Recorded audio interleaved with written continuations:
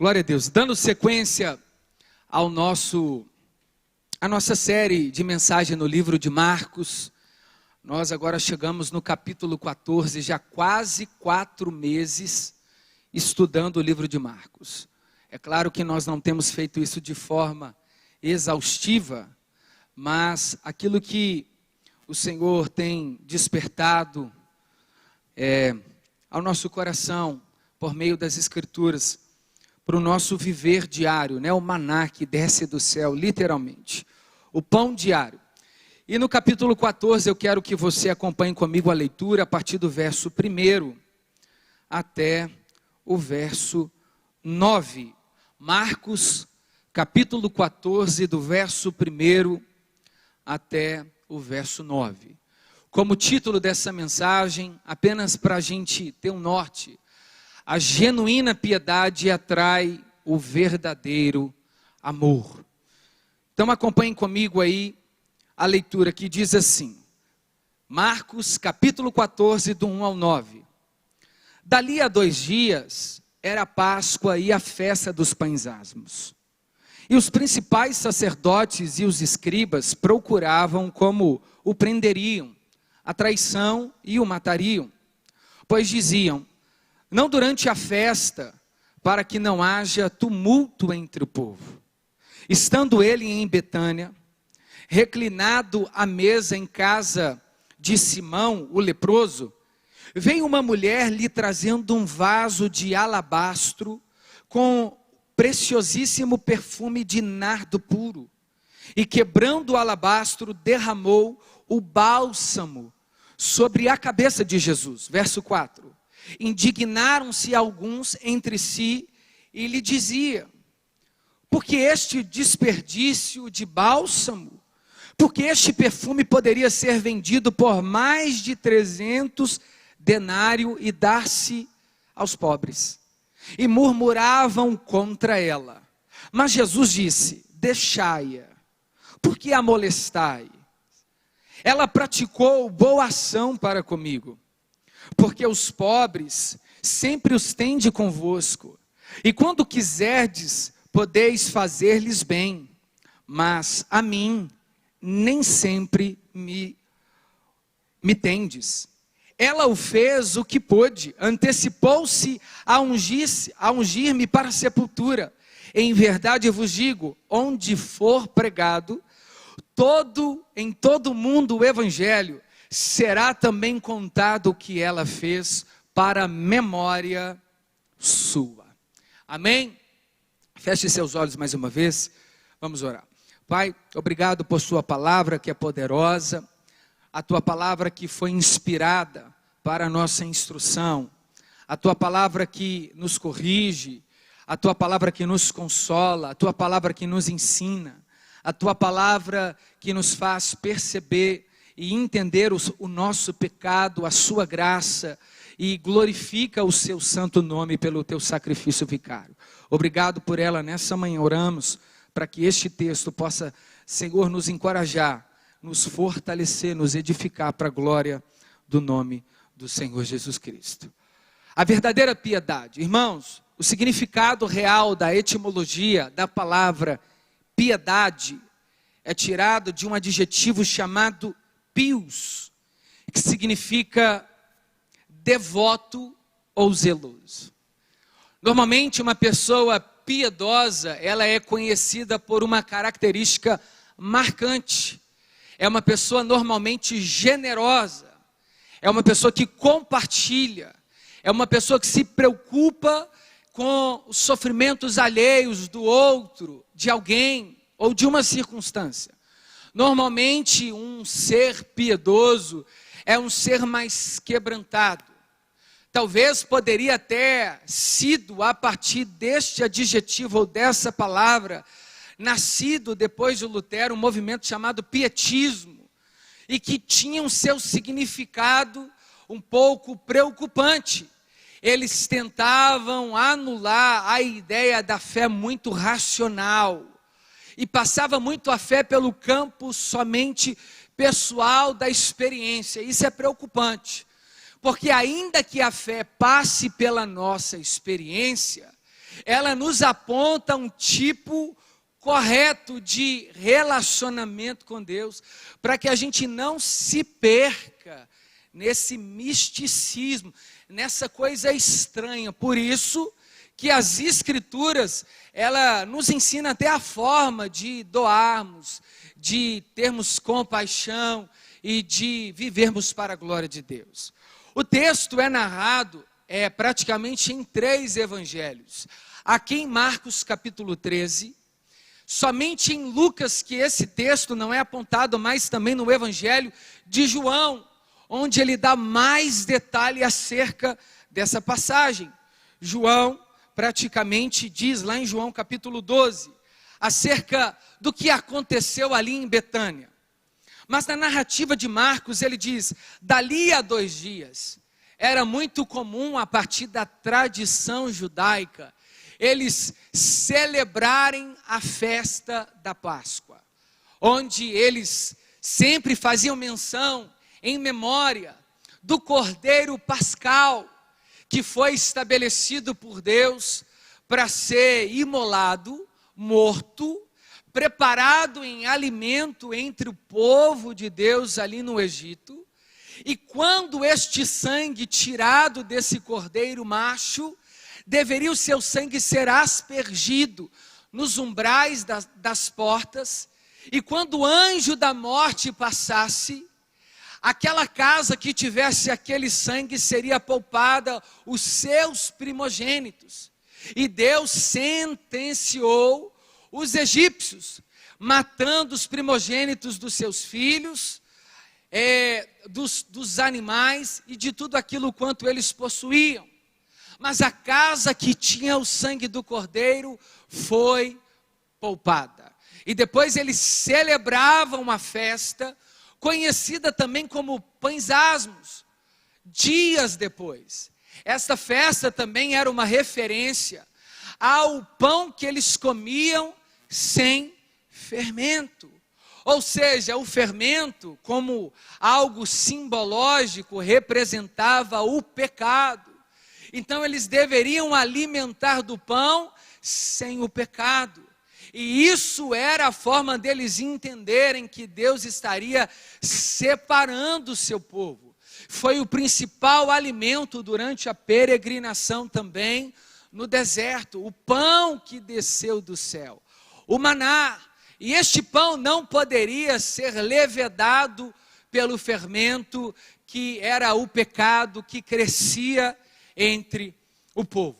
Praticamente a junção dessas 2 principais ordenanças, tirada lá de Êxodo, capítulo 12 em diante, nós temos essa lei estabelecida como um estatuto, um decreto, que deveria passar de geração em geração. Mas o que está acontecendo é que Jesus está na semana dessa festa.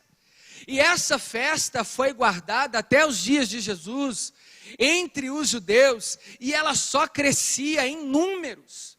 Praticamente era celebrado em Jerusalém, e naquela ocasião havia mais de 2 milhões de judeus que se reuniam de várias outras cidades, chegavam em Jerusalém para celebrar a festa da Páscoa e também dos Pães Asmos.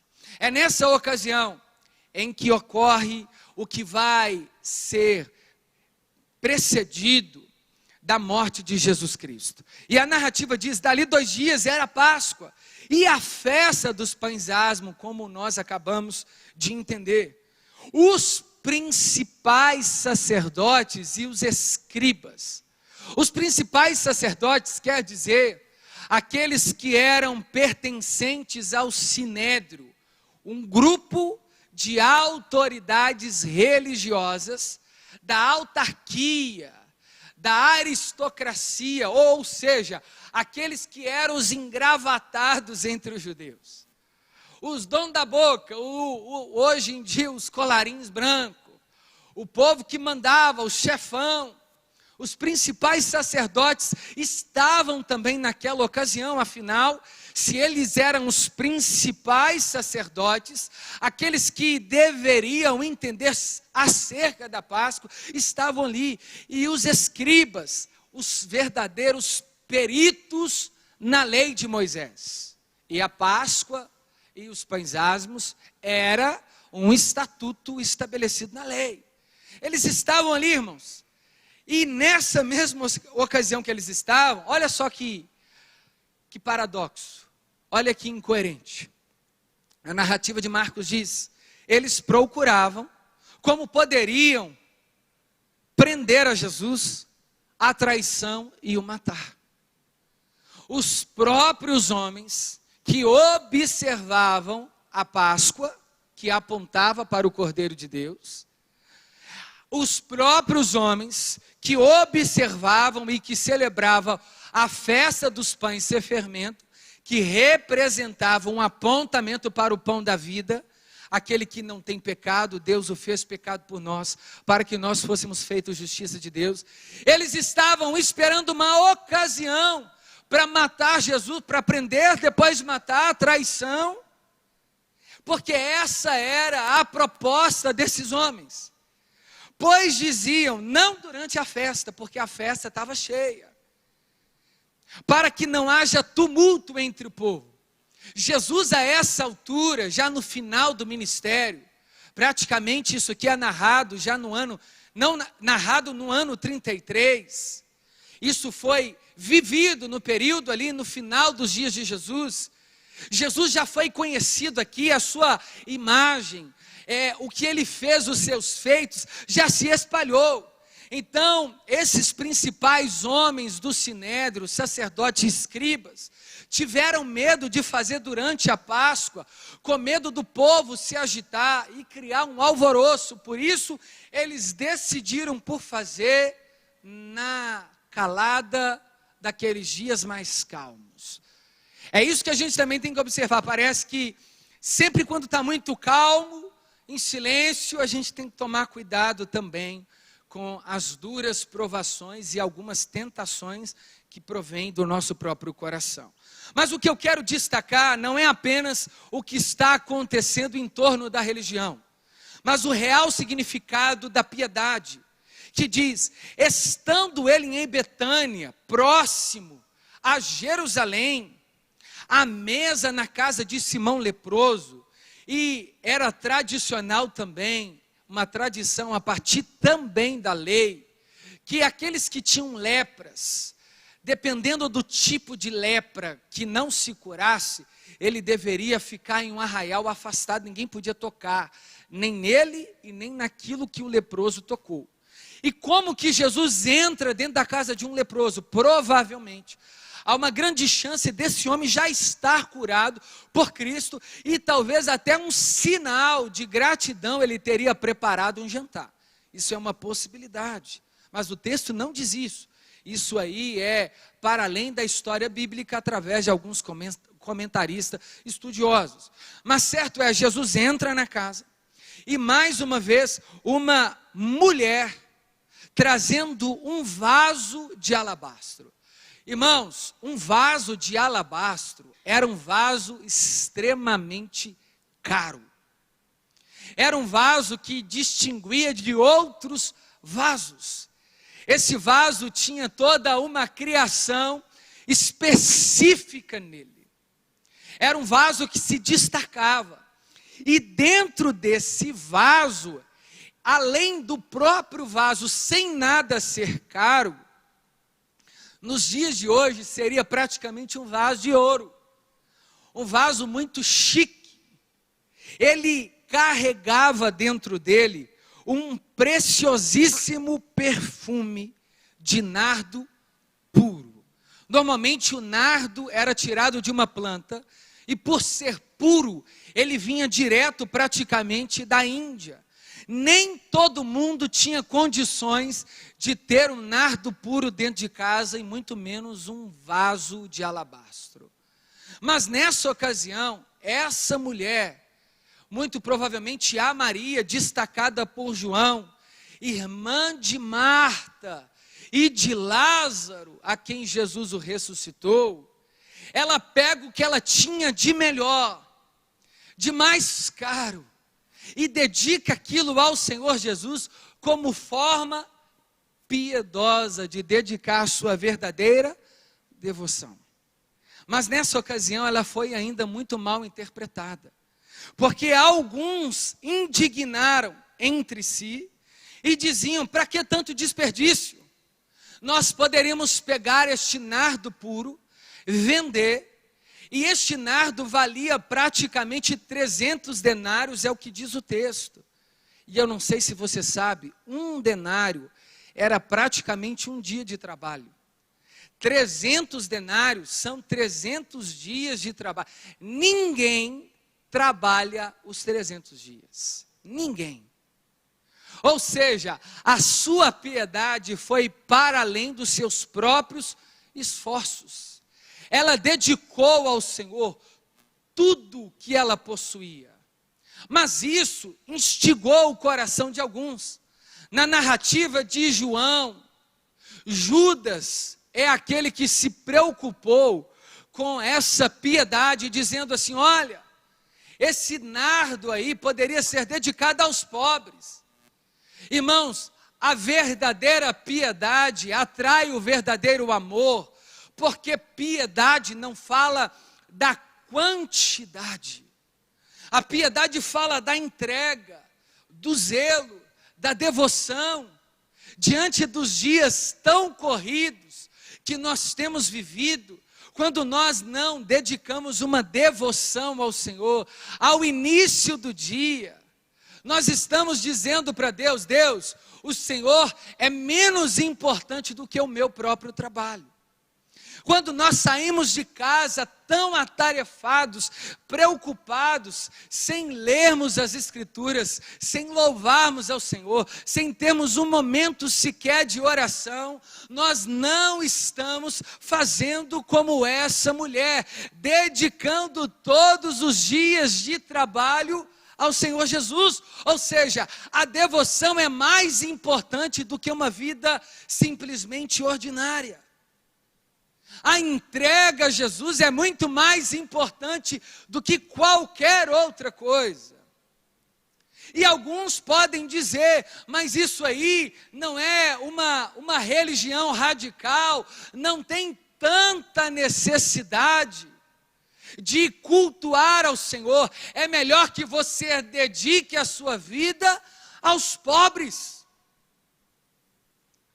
E a guisa aqui de uma pequena aplicação, em nome de atender aos pobres, tem muitos enganando os próprios filhos de Deus, mas as intenções são contrárias. O João diz que Judas, ao indagar aquela mulher que praticou uma devoção, uma verdadeira piedade, ele não estava preocupado com os pobres, ele estava preocupado com o dinheiro. Judas não tinha Cristo como um libertador daquele que o tiraria do pecado ou do império das trevas, mas um libertador político praticamente. Judas tinha uma expectativa no poder bélico, que Jesus poderia salvar os judeus das garras do império. E outra, Jesus, para Judas, era apenas uma fonte de enriquecimento ilícito. Na verdade, Judas estava muito mais interessado nos próprios benefícios do que em uma vida de devoção. Por isso que ele não entendeu o que aquela mulher fez, mas Jesus entendeu perfeitamente. A dedicação daquela mulher quebrar um vaso de alabastro caro, com um puro nardo da cabeça aos pés, a ponto de, na versão de João, ela enxugar com os próprios cabelos. Uma dedicação completa, uma entrega sem reservas. Quando nós oferecemos o finalzinho do dia, né? Ainda bem que você não, mas tem crente que nem ajoelha mais, deita na cama assim, diz assim: Pai, tu sabes, obrigado. Não tem mais uma devoção intensa como essa mulher teve. A leitura bíblica é muito pesada. Leu 2 versículos, já está cansado. Já pratiquei a minha piedade. Foi no culto. O resto do dia é como se não tivesse prestado um culto. A piedade, irmãos, não diz respeito a apenas um momento, mas a um estilo de vida. E quando nós temos isso em nosso coração, nós atraímos o amor de Deus. O verdadeiro amor só pode vir quando há uma genuína piedade. Porque é possível praticar a piedade e ela não ser genuína. Aparentemente Judas estava praticando uma piedade nas palavras. Não, vamos dar aos pobres.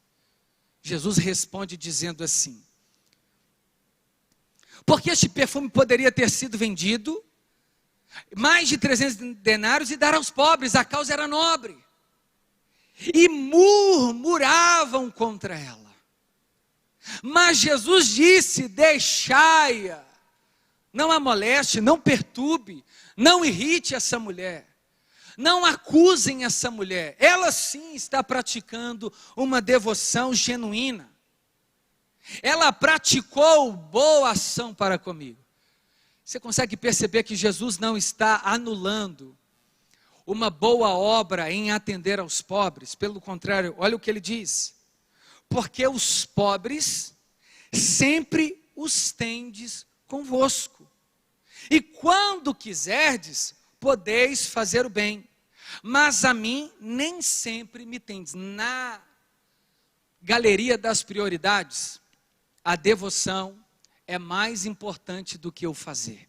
Ser é mais importante do que fazer. E às vezes, irmão, a gente precisa tomar cuidado, senão a gente começa a agir como os escribas, como os fariseus ou como Judas. No afã de praticar as boas obras, esquecemos a boa e a genuína piedade. E a boa e a genuína piedade não é apenas cuidar dos pobres. Os pobres, o Senhor cuida também através da igreja.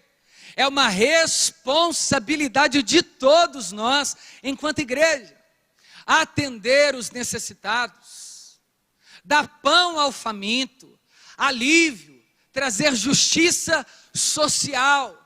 Mas na escala da importância, o que mais atrai o verdadeiro amor não é aquilo que sai das nossas mãos, mas aquilo que sai do nosso coração e a boca proclama.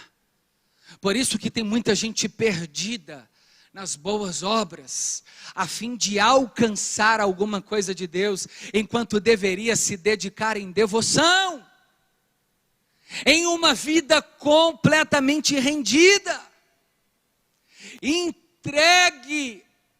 O Senhor está procurando os verdadeiros adoradores, que o adorarão em espírito e em verdade. O Senhor procura por esses que são genuínos, por esses que oferecem um culto racional, como sacrifícios vivos. Aqueles que se dedicam em uma oferta generosa, em dar louvores verdadeiros, e não apenas canções. É super possível eu e você estarmos envolvidos em ações sociais, em cultos, em toda uma atividade do calendário da nossa igreja, e não está prestando um culto verdadeiro, uma devoção verdadeira. E isso não pode tomar o nosso coração, porque senão incorreremos nos mesmos erros dos escribas, dos fariseus, dos hipócritas, inclusive de Judas. Um culto por interesse e não por devoção. E sabe o que é um culto por interesse e não por devoção? Quando nós vamos a fim de receber e não de entregar. É claro que durante o culto nós recebemos uma boa palavra, nós recebemos direções, em cultos nós recebemos a força que nós precisamos para continuar a caminhar. Em cultos nós somos instruídos, exortados, nós cantamos, a nossa alma recebe refrigério durante os louvores. Mas muitas vezes a gente pratica um culto de forma tão automática, com razões como essa. Não, é melhor dar aos pobres, é melhor só ir no culto, só o fato de você estar indo, você já está entregando a sua devoção a Deus. Não, quer dizer nada. O verdadeiro culto é aquele que eu e você prestamos, e não aquele que apenas participamos. Isso sim é piedade. Isso sim é o que diz a etimologia da palavra pios, devoto, zeloso, dedicado. O texto continua dizendo assim: mas a mim nem sempre os tendes. Ou seja, Jesus estava praticamente anunciando o fim dos seus dias na terra. Essa era a mensagem mais importante que os discípulos deveriam entender: a sua entrega sacrificial, a sua partida, porque não haveria possibilidade do derramamento do Espírito Santo se Jesus não se entregasse por nós. Judas estava preocupando apenas com os pobres e não com o próprio sacrifício vicário de Jesus. Judas estava preocupando com uma ordem civil. O cristão que é crente só a partir de um espectro político. Não, Jesus ele não vem buscar uma noiva a fim de fazer triunfar sobre uma visão política. A nossa cidade é a Nova Jerusalém, e para lá nós não precisaremos da política terrena. Nós teremos e temos um rei soberano. Isso também não quer dizer que tenhamos a nossa responsabilidade enquanto cidadão civil, mas existe uma preocupação maior, irmão, em você dedicar a sua vida piedosa a uma devoção ao Senhor. Deus quer ouvir dos seus lábios uma verdadeira adoração. Deus quer que eu e você leiamos as Escrituras a fim de encontrar nela a vida eterna, porque ela testifica de Jesus.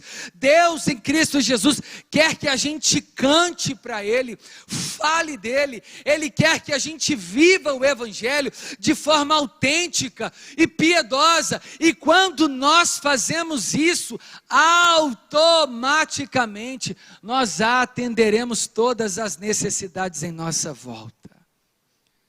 Nós compartilharemos o pão uns com os outros. Nós teremos atenção não só com os pobres, mas também com todos, porque a cruz nos coloca em pé de igualdade. Corremos o risco, em nome de uma piedade que não é genuína, não agradarmos ao Senhor. Nisso consiste o verdadeiro amor, aquele que dá a sua própria vida pelo seu próprio irmão. E a gente não tem condição alguma de fazermos isso de forma religiosa, de forma automática.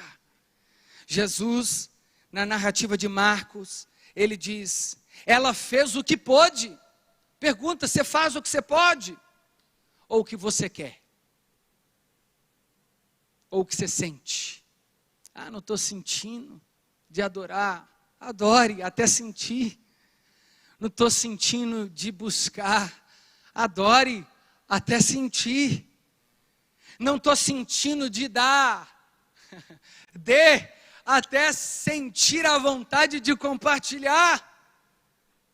Nós não precisamos de sentir e ver.